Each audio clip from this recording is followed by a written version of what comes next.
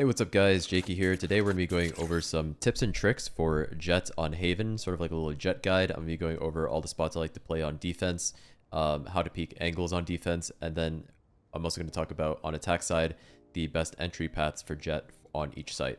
So we're going to start off with the attack side.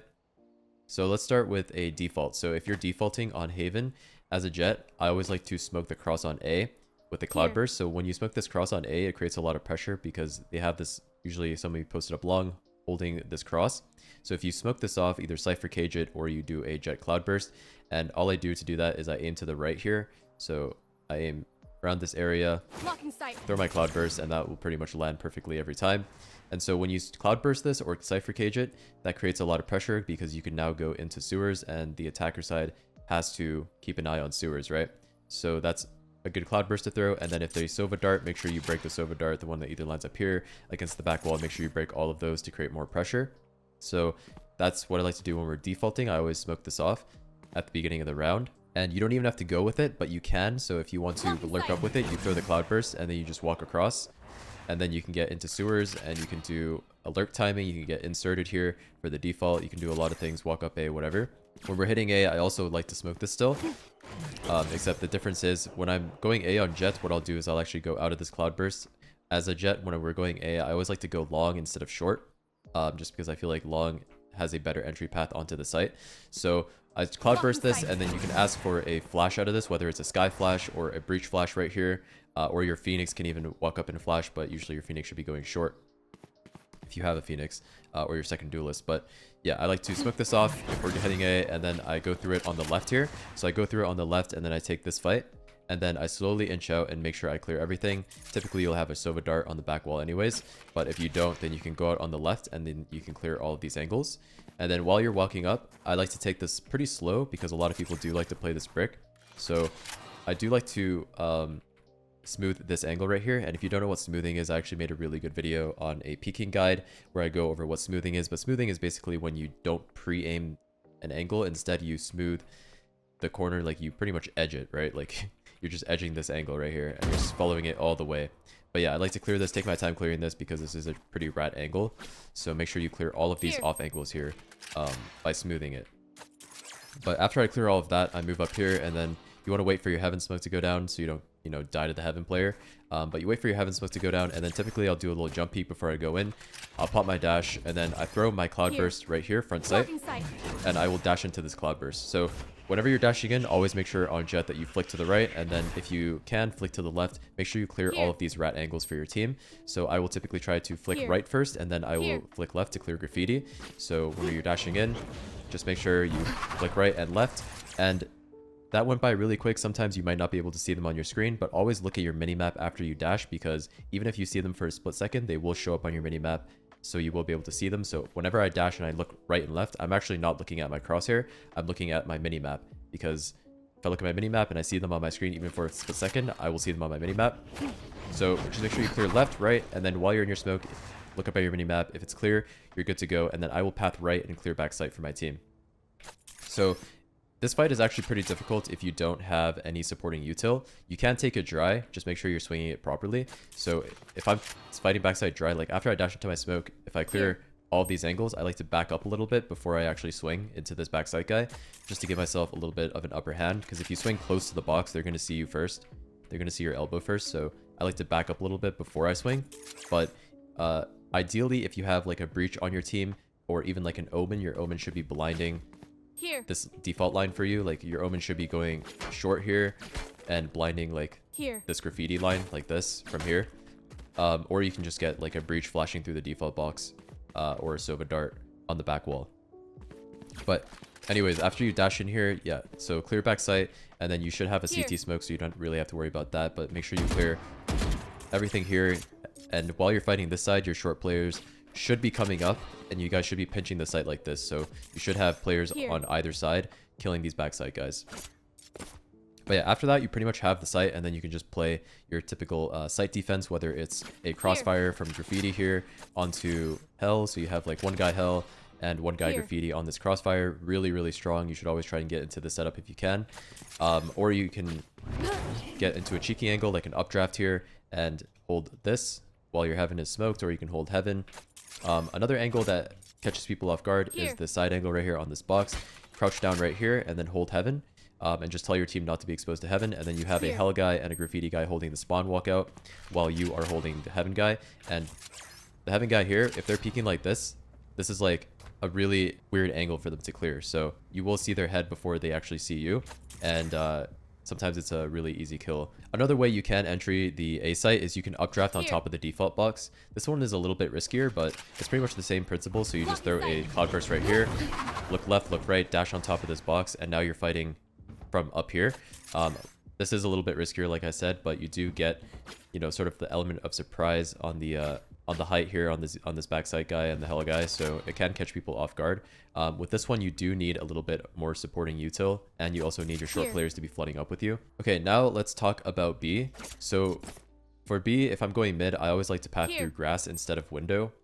Just because as Jett, I don't have like any flashes or anything to really peek window with. I usually like to let my other players go window, and then I like to go grass if we're going for a B hit. So I'll go into grass, and then typically what I'll do is I'll take this garage fight and I'll look for a kill here. If I don't see anything, you can throw a little cloudburst here to actually create a one-way to path up mid safely. So if you throw this little one-way, it will stall anybody in garage from pushing for the time being, and you can move up to mid without worrying about doors. And then when you're moving up to here, I like to do the top side dash. So throw your smoke right here, and then pop your dash, updraft, dash, again, look left and right, and then you're in your smoke. There should be a smoke here. But yeah, you're going to be in your smoke. Make sure, again, you clear these rat angles by flicking your mouse left and right. So it should look something like that, and you will see them on your mini-map.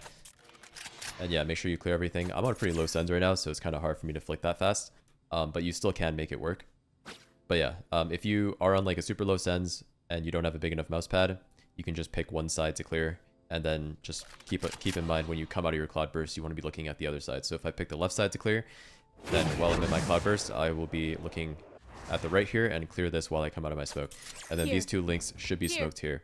So after I clear back sight, like after your top sight, you want to clear back sight, make sure you look here. I actually don't like to drop. What I like to do is I jump over to this box right here, and I will hold for this A-link fight while the smoke fades. So I wait for the smoke to fade, and then I'll be posted on this A-link angle, and then my team just has to hold the C-link. But yeah, I'll typically stay up here and try to get a kill before I drop, and then afterwards you can drop, play post plant, do whatever you want to do. Okay, moving on to the C take. So if you're scaling up dry without util, again, make sure you always jump spot just in case there's an opper on the angle. After you jump spot, you can scale up with your team. So there's two different dashes that you can do here. The first one is going to be the left dash where you dash into this corner, and the second one is going to be the top side dash. So the top side dash is obviously going to be more risky because you're going to be exposed to a lot of angles after your cloudburst fades. Like you're going to be exposed to logs, back sight, back plat, which is all of these angles after your cloudburst fade. So there's a lot to look at. So you definitely do need supporting utility if you are doing the top side dash. So if you're doing the top side dash, you're going to smoke top side like this, updraft, dash, make sure you look left and right, and you're going to land on top site. And then you're going to be taking all of these fights right here. So yeah, that's the top side dash. A little bit risky, which is why I prefer to do either like a dash here on the ground. If you want to go right, you go there. And then if you want to go left, you go here. So I throw my smoke here, and then I will dash into it. Make sure you clear everything. And then you come out of here and you can take this logs fight. And then you can start scaling the site. And if you're doing an omen blind for the right, I typically like to dash here. So omen blind to the right, you're going to clear like this, and then you're going to look logs. The omen blind comes in. If there's anyone playing this green box or this corner, you have a free kill on them.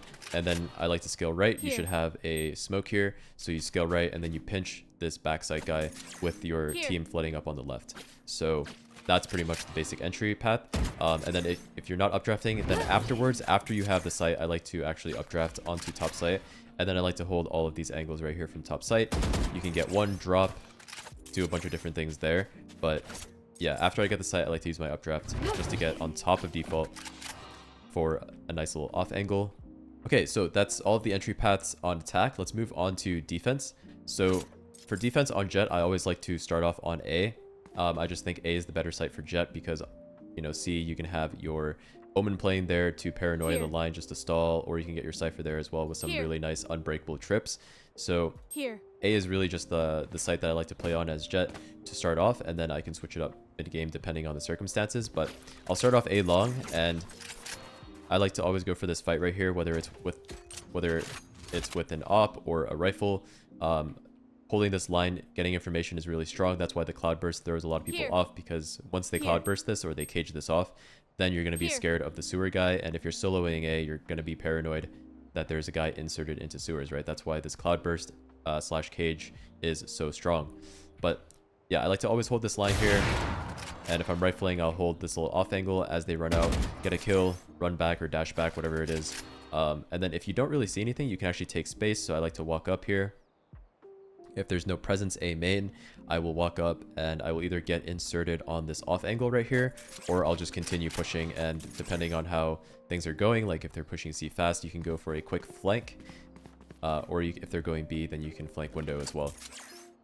So that's kind of how I like to play A. If I'm fighting short, so if you're fighting short, you take this fight right here, whether it's with an op or rifle, doesn't really matter. You take this fight, and then what you want to do is you actually want to get inserted here onto this box, onto this off angle. So once you're on this off angle, this is a really, really strong angle to play, because now you have pretty much the entire A lobby line, and you can get everybody off of A towards B and C. So if you have a player with you, tell them to rotate.